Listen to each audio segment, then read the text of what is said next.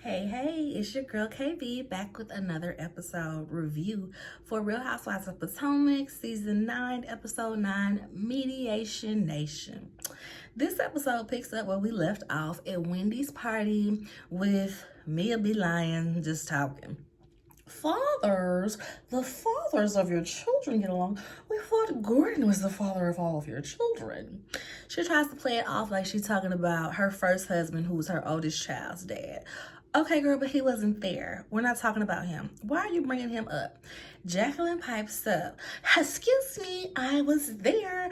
I can speak to this. She lets us know that Gordon be cool with it for all of 5 minutes, and in the other 20 minutes, he's miserable. Saying that he does not want ink there. And so Wendy's like, so you're telling us it's a facade? And I'm like, exactly. Some people feel like she was trying to say that to support Mia, but they just made Mia look crazy, because if the majority of the time that he's there, he's sulking, he only smiles to take a picture, that's you being irresponsible. Keep putting him in these situations knowing that mentally he is not ready for them.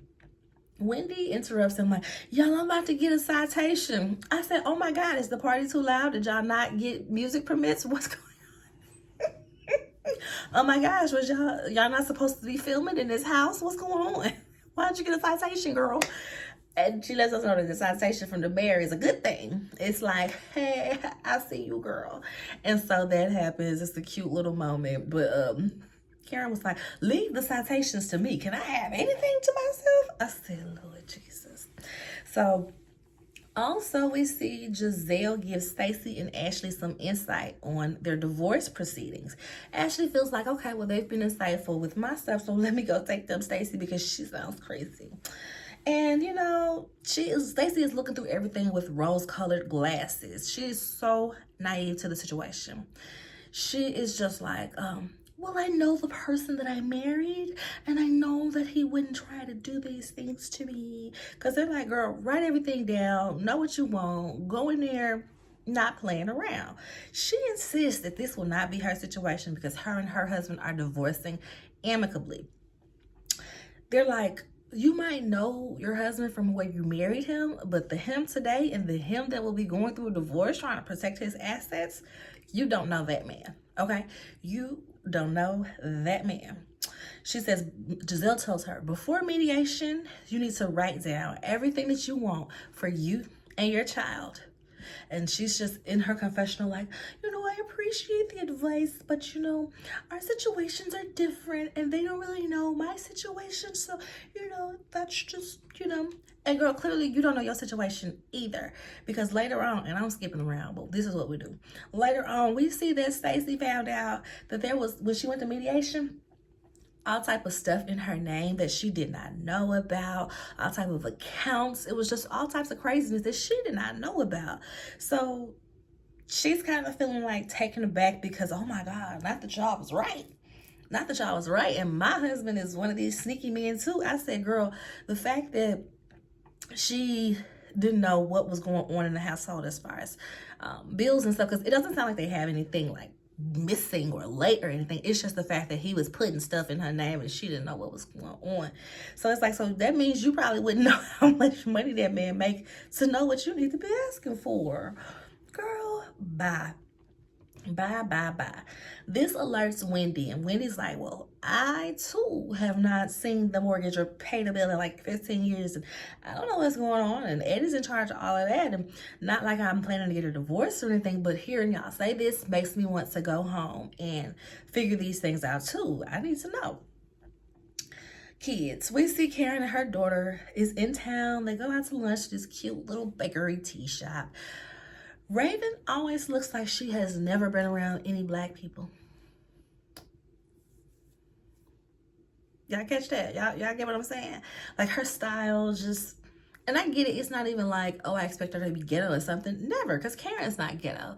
But it's just her style just looks like white girls be helping you do everything from your makeup to your outfit to your hair. It just looks like you don't never be, your mama is the only black woman you be around. That's what Raven is. And that's no shot. I just want her to, you know, find the foundation that really compliments the skin. Find the nice wig or sew in, you know, something. So they talking about being strong during adversity. Raven tells her if they not worried about your safety and your well-being, they ain't your friend. Get them out of here. We see Grace is in town with Giselle. They go for ice cream. She says that they've gotten closer since she's left. She said, you call me every morning. Grace said, yeah, it's a part of my routine. That was really sweet to me. That was really sweet to me. They talk about the twins and how the twins splitting up. Adora's going to have a meltdown because she relies on Angel for a lot. Because we know one twin is going, I think Adora is going to Spelman because she said she's going to have to make a trip. Adora is going to Spelman. Angel is going to be at Hampton. So she was like, yeah, girl, you going to have to go down there and help her out because I'm sure she's going to have a meltdown. She's like, okay, what you thinking, the first week or the second week? She was like, yeah, definitely the second week. Go ahead and plan your trip because she's going to have a meltdown. She mentions that, you know, the twins were there when she was texting her dad. Her dad got admitted to the hospital. He was texting her every hour, on the hour, updating her. When she stopped getting texts from him, that's when she knew something was up. And she was like, I got to get to my dad. She's probably crying. She's probably going crazy. She's trying to type in to get a plane ticket. And she's like, I just can't see to even type. She said the twins saw her and they called their dad. They called their... This is so sad. They called their dad, like, mom's freaking out. She has to go see granddad. And Jamal was like, get to the airport. Your ticket will be waiting on you when you get there. Say what you want about Jamal Bryant. He seems like a family first type of guy because he is there when them girls, when he need to be with them girls, he there with them girls. And the fact that he still cares about Giselle enough for that to be the girls call their daddy. Daddy, mama need help.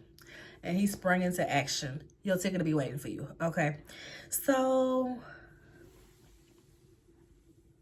she talks about, I've been thinking about what I'm going to do as an empty nester. I think I'm going to do cooking classes. Grace said, yeah, you need it. She was like, I'm a great cook. No, you're a great baker. That was a cute little moment because we always hear Karen talking about Giselle makes great cookies. So to know that she's a baker and not a cook makes me laugh because I got an auntie like that too.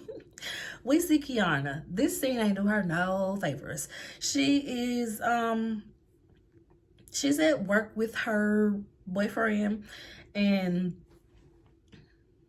she is still like, oh yeah, he always try to refer to me as employee, you know, like he's the boss and da-da-da-da. That's cute. Girl, employees get paid, so you are the girlfriend that's helping out. You dang near an intern, okay? He tells her that she need to get in the streets. Yeah, you look cute now, but you need to get in the streets where the peeps at. You need to go and recruit. She's 36, he's 42. Their chemistry just does not, it's a little off, you know, but everybody's different. They might be a little reserved in front of the cameras because they are, well, he is a little bit older. And it's just like, all right. But she talks about the lawsuit to Sesame Street, how it's going good. It's a personal injury case because the girl hit her in the face with a glass and she has a scar. She had to get stitching. So yeah, girl, get your monies. Get your monies. The girls go to lunch. Giselle mentions that Wendy got shades for every outfit. That cracked me up. This is where we see that Stacey had found out all that stuff about her marriage that she knew nothing about, stuff in her name, extra accounts. And Wendy mentioned, you know, if I'm taking care of the bills, I mean, if I'm taking care of kids, you should be taking care of the bills. I shouldn't have to worry about that. But Ashley lets us know that unlike Stacey's mediation, where they had already knew there will be multiple sessions, Ashley, they said, listen, baby, you ain't leaving this room until we get an agreement or we just gonna have to proceed. Excuse me. They told her she could be there until 1 a.m. in that mediation. She tells us that Michael wants her to stay silent. She cannot mention him on this show. Confidentiality agreement. She disagrees. She's like, I can't control these girls on the show. And you know, Ashley, if they say something, she's going to want to respond. So she don't want to sign that because she don't want to get herself messed up out here. Karen in her confessional like, girl, he wants your silence? That sounds like alimony to me. Get paid, Ashley, get paid. I said, exactly. I would be sitting up there like, Andy, who y'all be getting the gross? What publishing company y'all be getting the gross stuff? Okay. Publishing company. If I did a book, how much would y'all give me? Okay. 15 million over 3 years. Okay. Michael, this publishing company said they're gonna give me 20 million over 3 years to write this book about my life. So it sounds like you need to be giving me 20 million over those years. And after that, you give me this a month. You know, if you want my silence, if it's worth that much to you. But actually, even though her head is shaped like a light bulb, she's really not that bright. So, we're gonna see. Mia takes Jacqueline shopping because, you know, she's a country girl with no style. Jacqueline wants to suck Mia's face and puss at every time they're together. It's really weird. And that's coming from me.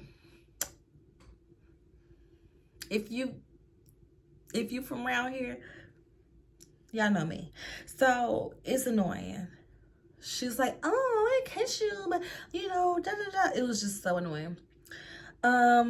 The first dress that she tried on was terrible. It literally looked like a burlap sack.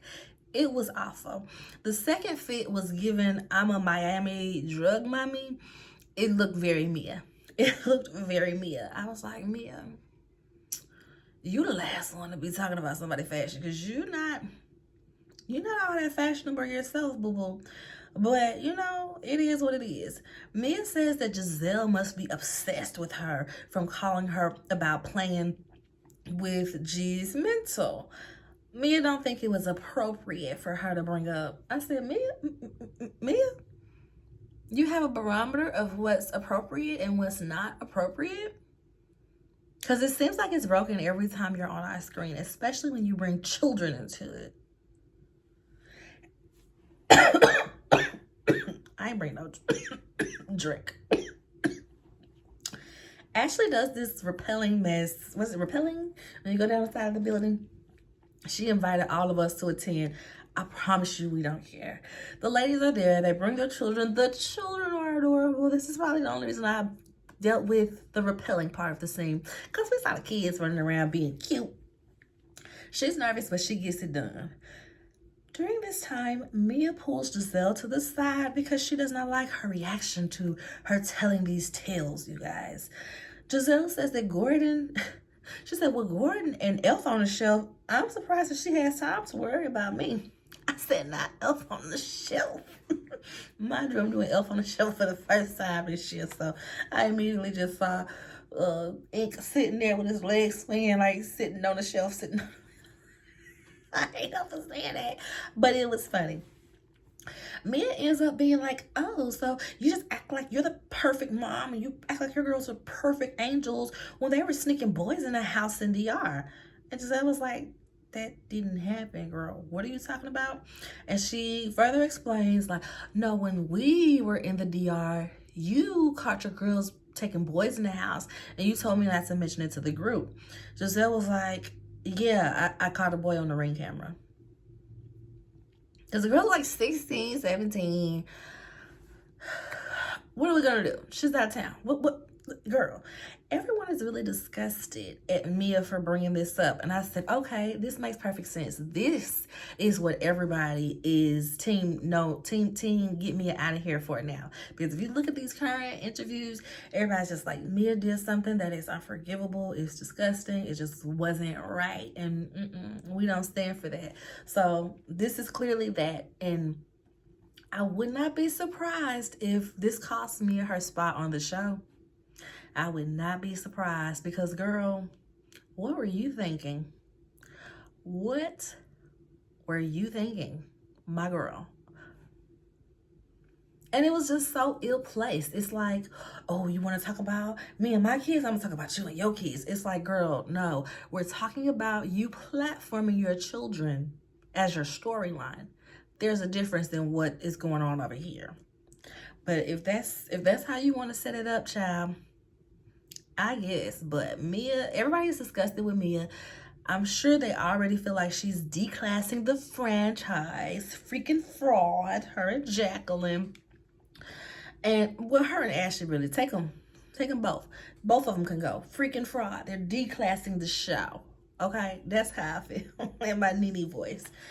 But that's it, y'all. Let me go ahead. Ooh, perfect timing. Both of my reviews lasted about 15 minutes, a little less, 5:30. Perfect time to get on out of here and head to my book club, y'all. One of these days, I'm going to start my book reviews. I have to really get to a schedule that I can set and keep. Okay? So, yeah, I'm going to start my book reviews. It probably won't be until the new year. Definitely be the new year, actually. So, be on the lookout for that. The book that we read that we're about to discuss tonight is 1201 by Bella J. Baby. It was a good book.